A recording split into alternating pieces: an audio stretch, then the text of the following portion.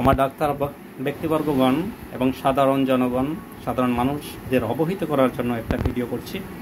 এটা তো একটা শিশু বাচ্চা, ওর বয়স কতদিন? এই 1 বছর 8 মাস। 1 বছর 8 মাস। ওকে কি জন্য আমার কাছে নিয়ে আসছিলেন? শ্বাসকষ্ট ছিল। বেশ শ্বাসকষ্ট ছিল, তাই না? অনেক শ্বাসকষ্ট ছিল, আবার অক্সিজেনও ফেল হয়ে যেত।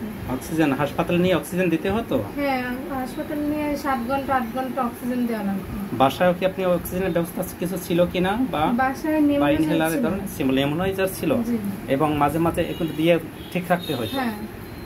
এরকম একটা অবস্থায় হাসপাতালে যে কয়দিন থাকতে হতো? হাসপাতালে যে 7 দিন 8 দিন থাকা লাগতো ওই অক্সিজেন দিয়ে। ওই অবস্থায় আমার সন্ধান পেয়ে তারপর আসলেন, তাই তো? আচ্ছা, আপনার এই বাচ্চার তো আমি একবার ওষুধ দিছি না, কবার দিছি? একবার দিছি। এখানে ডেটটা আছে 1/6/2025 তারিখ থেকে ওষুধ দেওয়া আছে। বাচ্চা এখন কি অবস্থায় আছে? এখন আল্লাহর মতো অনেক ভালো আছে। আচ্ছা, আপনি কি এর মধ্যে কোনো অক্সিজেন দিবেন? না, এর মধ্যে অক্সিজেন নেমোনাইজার কোনো কিছুই দেয়া লাগবে না। বাচ্চা একদম স্বাভাবিক আছে, তাই তো? এখন অনেক ভালো সব মোটামুটি ভালো আছে, সর্বদিক থেকে ভালো আছে, কোনো ডিস্টার্ব বোধ করে না? আমার ওষুধ ভিন্ন অন্য কোনো ওষুধ খাওয়াতে হয়? না না, এখন আর অন্য কোনো ওষুধও খাওয়াচ্ছি। আচ্ছা, কিভাবে ওষুধটা খাওয়ান? আধা কাপ পানিতে 8 ফোঁটা দিয়ে 1 চামচ 1 চামচ খাওয়াতে। আপনার ডাক্তাররা শুনলেন কিভাবে ওষুধটা খাওয়াতে হয়, ব্যবহার করতে হয়। আমি যেটা সিস্টেমে দিই এভাবেই এই বাচ্চা খুবই সুস্থ আছে। তো রেসপিরেশন শ্বাসকষ্টের অবস্থাটা তো আপনারা জানেন, অ্যাজমা যেটা হয়। এর বাবার কি শ্বাসকষ্ট ছিল? হ্যাঁ, বাবার শ্বাসকষ্ট। ও, তাকেও তো ওষুধ করে দিয়েছিলাম। সে ভালো আছে কিনা?